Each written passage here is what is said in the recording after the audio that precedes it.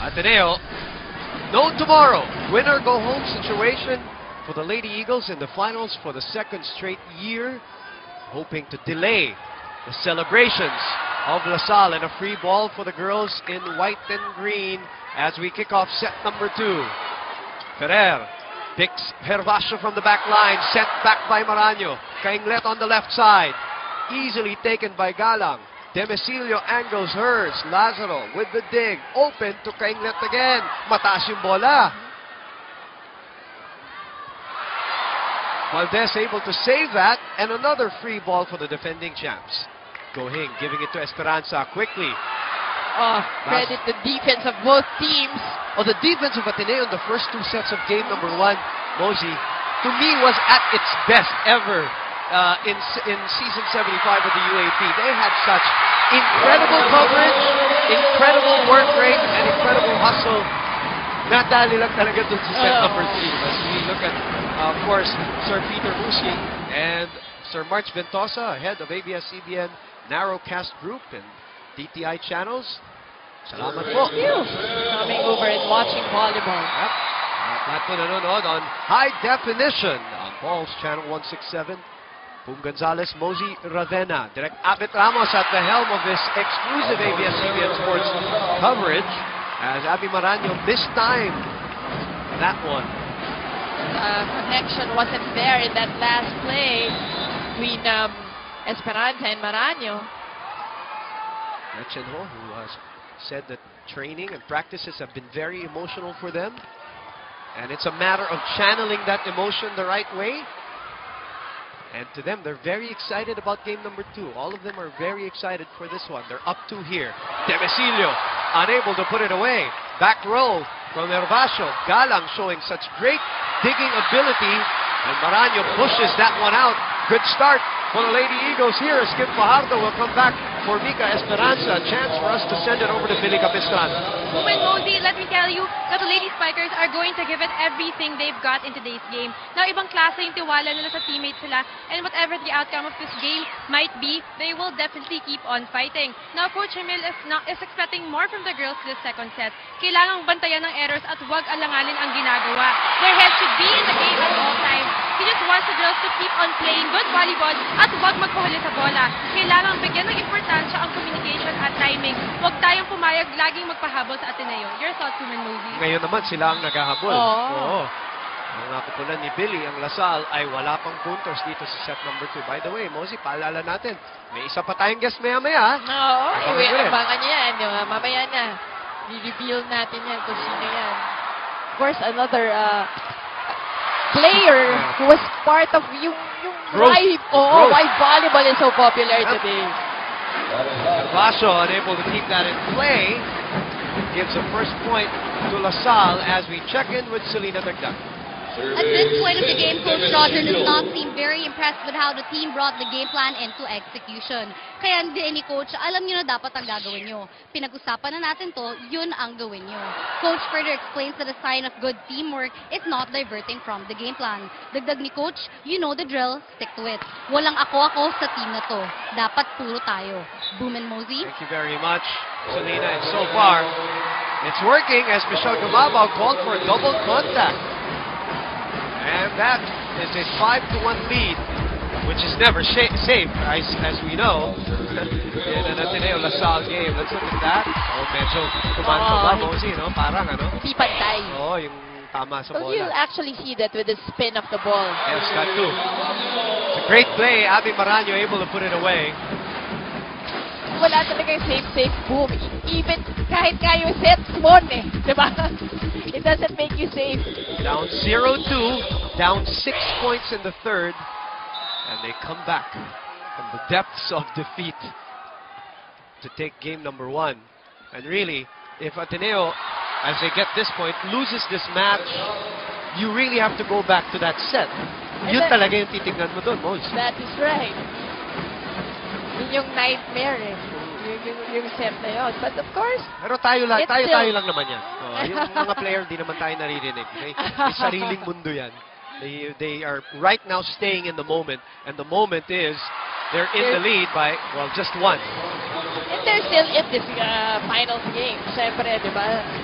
pwede pa rin nilang mauwi Oh, and ang corona. I don't know if compared to game number 1, there seems to be less nervous energy from them. No, I really Parang relax see sila. that Oh. they are relaxed. We're talking about the Ateneo squad. Yes. More relaxed and mas yung movement inside, okay naman.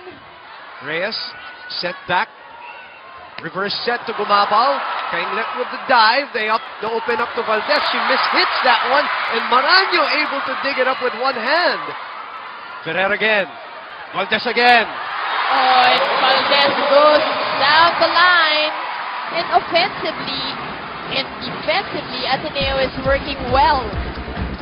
Look at this save by Maraño. Perfect timing. Would you believe, as we look at this Valdez attack, she said when she was younger, she had no athletic bone in her body.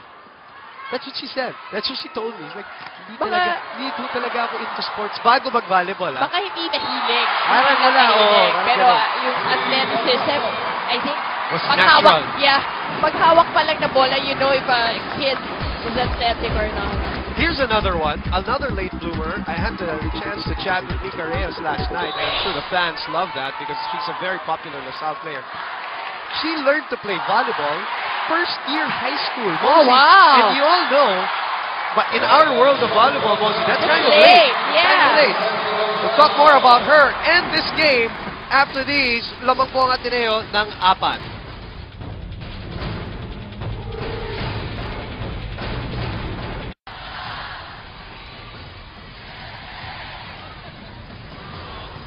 Balik po tayo dito sa Mall of Asia Arena. Abante po ng 4 ang Ateneo, 8-4. At ito na naman tayo, Mosey.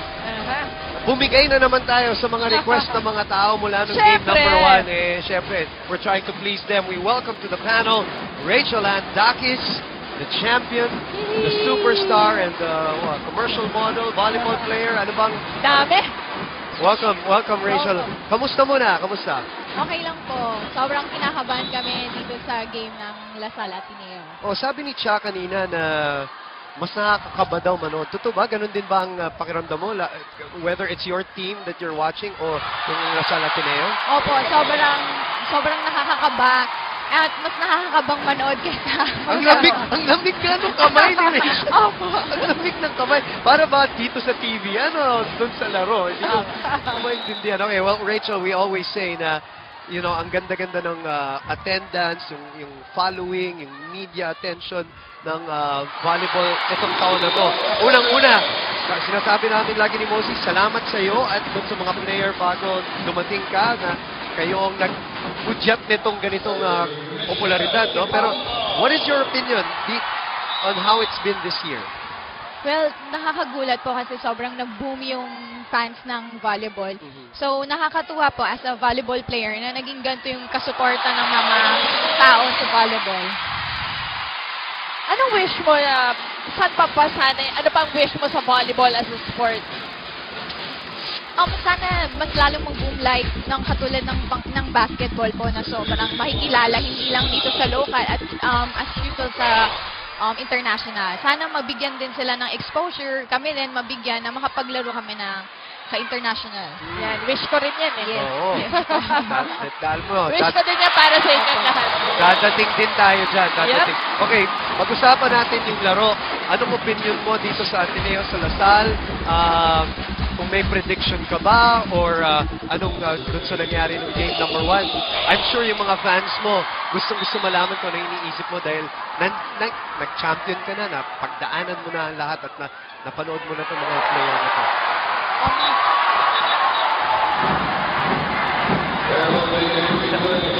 So sinalo yung bola kasi so they're going to replay that point and fairly so na sinalo. Daddy, Pipili Capistrano. Ang sumalo. And Alexa Valdez safe there in that sequence. Okay, balik tayo sa iyo, Rachel. Anong tingin mo dito sa seryeng ito? Itong two teams na to, they are both tough. Kumbaga, nasa consistency na lang ng paglalaro nila at saka yung less ng error po nila. So, yun. Kaya medyo unpredictable din po itong game na. Oo, no?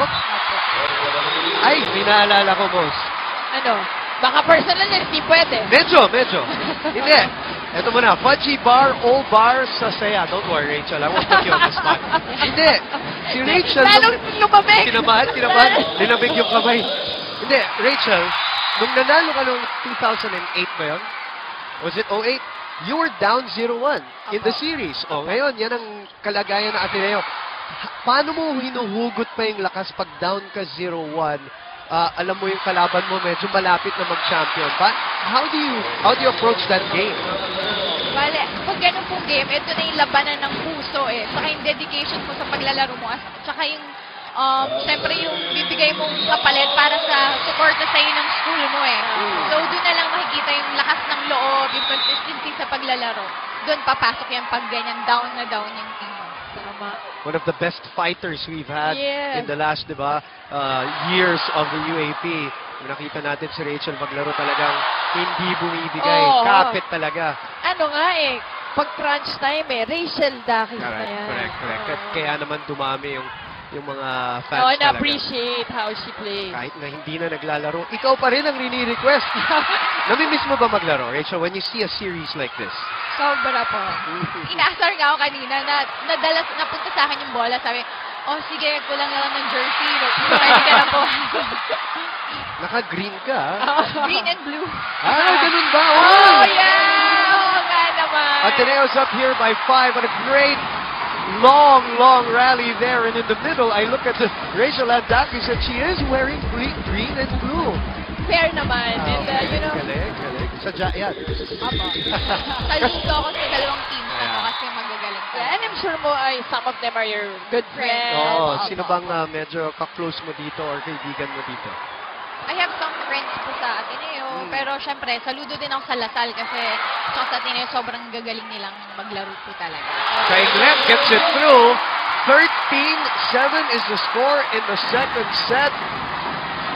And Coach Ramil will call a timeout. Pakinggan muna natin, Rachel, sasabihin ni Coach Ramil de Jesus dito. Pwestuhan natin. Nakikita niyo sa nakapusin. Nag-uunahan tayo, hindi nagbibigyan.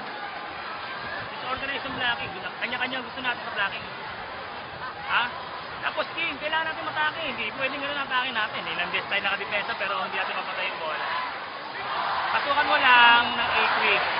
A-quick. Wala na hindi kundi A-quick. Pero tempo, pag bumalik mag-running ka.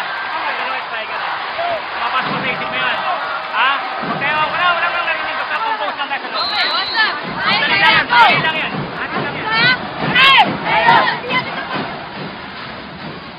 Abante ng 6. Dami nanonood sa atin dito. Former players. Delma Barina, we saw her kanina. Sheena Pineda, who by the way, also won the Best Server Award kanina. Nakita natin. Mga former players. But yeah, Delma Barina, isang haligi. The volleyball. Grabe. Talagang Philippine volleyball. We are in the presence of greatness. And imagine her also wanting to experience what's happening in volleyball today. Mapakuna natin yun si Ma'am Delma mamaya. Pero speaking of greatness, para doon sa mga kakapanood lamang, andito po si Rachel Andakis sa tabi namin ni Mosey. Rachel, ano bang pinagkakaabalahan mo ngayon? Nag-coach ko ngayon sa Don Bosco and I'm still into modeling po. Tsaka everyday training with the Army team. Yes, that's right. Preparation po for the upcoming leagues. Okay. Busy. Oo. Ay, Always, kita ko nga lagi yung pictures mo eh. Pwede naman talaga. Hindi siya naglalaro pero kasikatan niya hindi nagwe-wane, It's incredible as we see Demesilio may konting dik-dik dun sa may konting galit dun That was sa a good angle. Look at this open hit by Demesilio. Look at our body. Really twisted in the air, going for that cross-court hit. Rachel, sino bang gusto mong panorin pagdating sa mga individual players natin? Regardless of whether Ateneo, Lasal, or FEU, or Adamson, or UST. Sino bang mga nakikita mo dyan na sarap panorin pag naglalaro? Sa FEU na lang. Sa FEU po. Sa FEU. Lahat sila naman naglalaro ng UAAP. Sobrang masarap panoorin kasi nakikita mo yung development nila as a player. Yun. Even yung level ng play, Level. no? Pataas ng pataas. ng pataas. Madalas nating pinag-uusapan yan, Mosey, as Ateneo. Again, 5 points ahead here. Eliza Valdez, best scorer of the league. Gretchen Ho able to serve that in. Fajardo to Maraño. This time it's a well-connected play between Maraño and Fajardo and that quick hit. So FEU volleyball, sige, bago kita pakalan. FEU volleyball, what do you want for FEU volleyball to happen? Dahil matagal-tagal nang hindi nagcha-champion or mag-finals ang FEU. I'm sure, para sa'yo, personal, gusto mo makabalik sila. Kahit masinig sila makapasok ng Final Four, I know naman na makakabawi sila sa next season. Hindi naman natatapos ng isang season lang ang UAAP. So, madami pang season. And sana mas prepara sila sa mga upcoming games nila sa UAAP. Kasi nandun ang talento, no? Sayang yung talent. Oo, nandito naman eh. And I'm sure with Coach Kid, you know, nothing but up for FEU. And plus, medyo mahaba naman talaga yung hahabulin ng lahat eh. Apo. Para matay yung 29 championship. Teka, pakinggan muna natin si Coach Roger. Medyo lumihis yung palo ni Ferrer. Kaya humabol dito ang Lasal. Abante, 2 na lamang. Nakita mo, bilisan mo. Bilisan mo yung paso. Kumukuwi ka, kita mo yung bola nasa taas na, ikaw wala ka pa. Bilisan mo. Kaya ibigay sa'yo, kaya hindi, wala ka ng pakialam doon. Basta tumalong ka. Pag tumigil ang bola, paluin mo. Yan, huwag mo kukunin yung laro. Ha? Isat mo sa spider. O huwag kayo magmamadali, lamang pa tayo eh. Ha? Huwag kayo. Paluin na. Napano mo eh.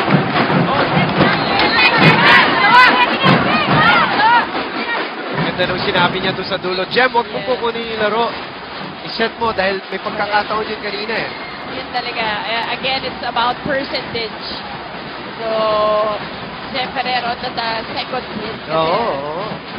Rachel, anong fondest memory mo other than the championship? Anong fondest memory mo when you look back on your UAAP career?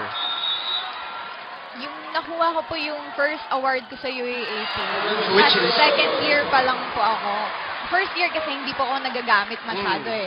Bench lang po ako. Tapos nung second year, nakuha ko yung first award ko as guest server. Wow.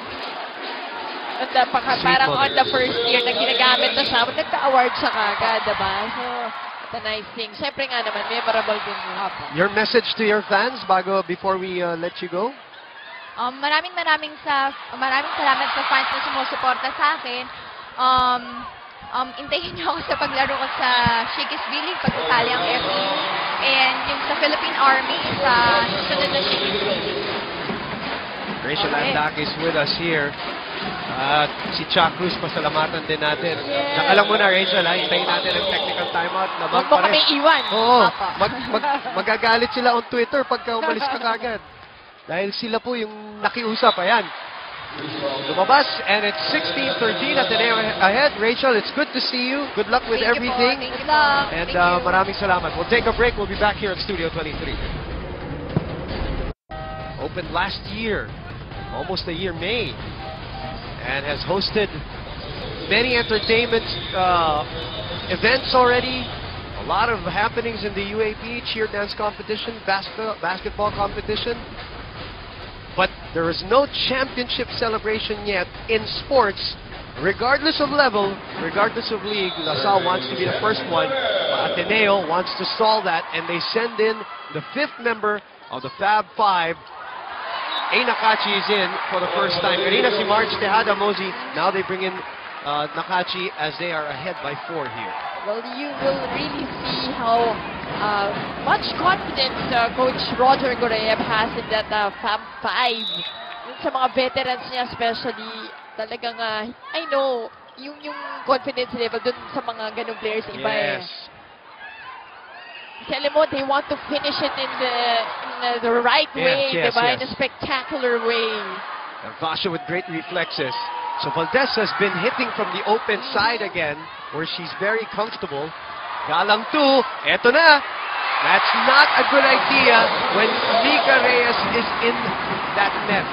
That's right, the very tall Mika Reyes once again getting that point.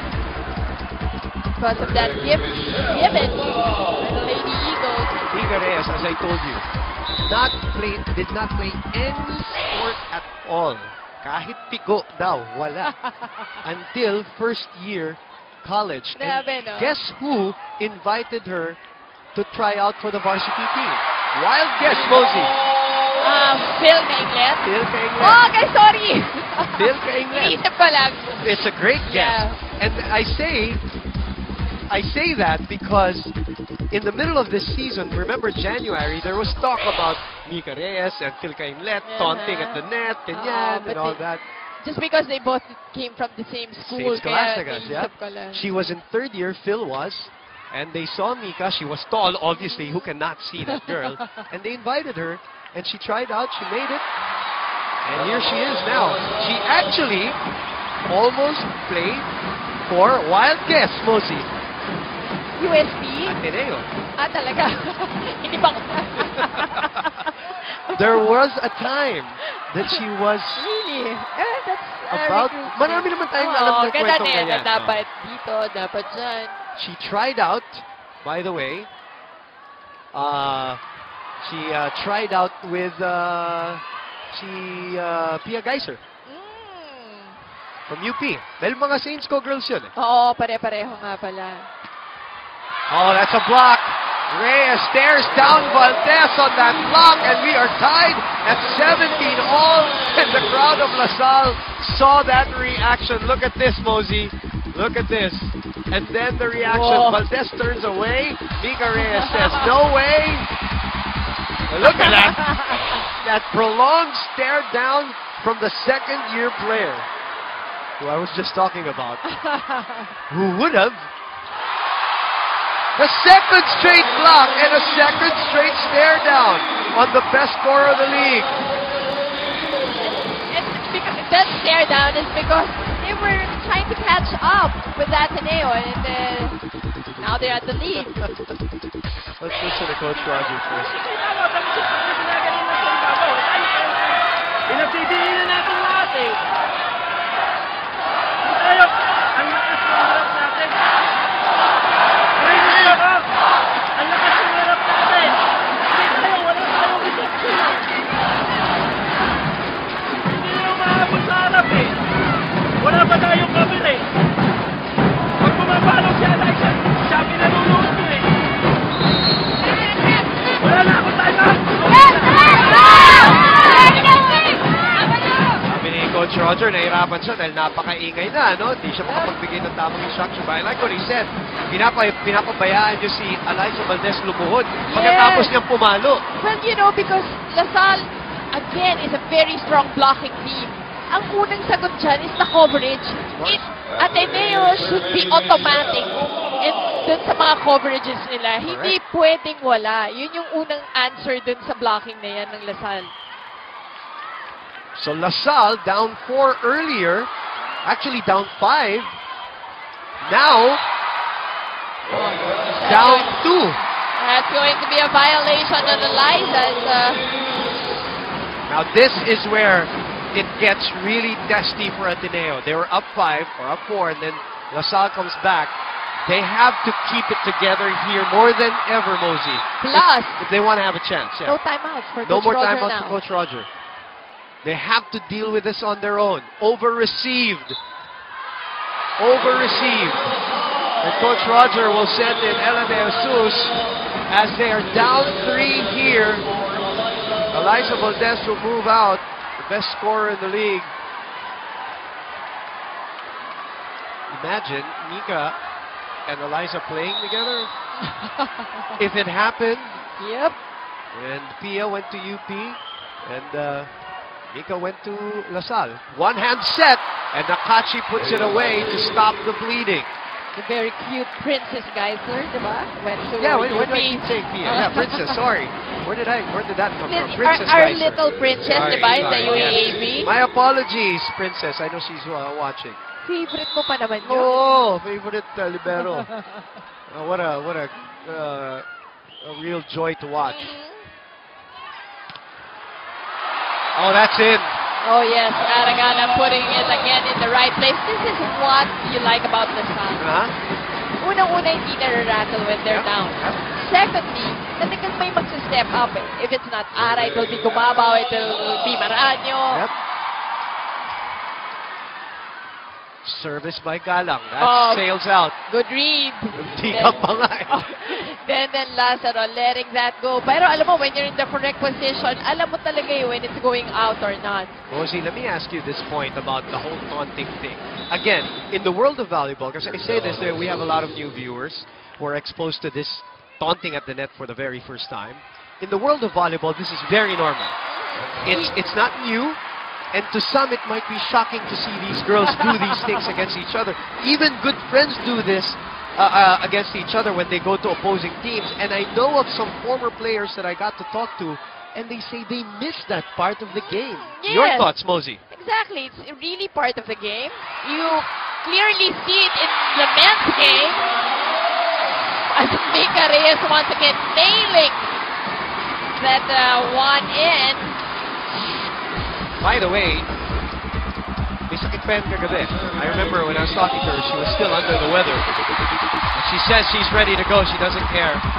Yep. But this year, she approaches the finals, according to her, very steady compared to last year. Sabi niya, sobrang kinakabahan daw siya last year in her rookie year, Mosey. So ngayon, most definitely, syempre, if you're a rookie and you get to experience, especially yung mga rookies na to, sila yung naka-experience na ng large crowd. Diba? And this year, ito pa nga, yung big venue. Yep. Dangerous times, Mosey, for Ateneo. They're down 3 here after being up by 5. And Mika Reyes, the subject of our conversation on your screens. Basho, that's another outside hit. Just too many errors coming from the blue side in this latter portion of this set.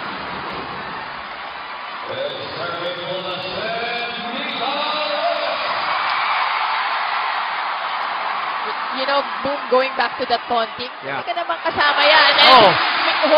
Mika Reyes with the ace. This climbing back in set number 2, Mosey. Ateneo, that has been the theme for LaSalle. The second-year player with a Shakey's fast serve brought to you by Shakey's Fun Family Pizza. The service ace drops in. Elades was unable to get to it. And LaSalle is knocking on their door of their 8th championship.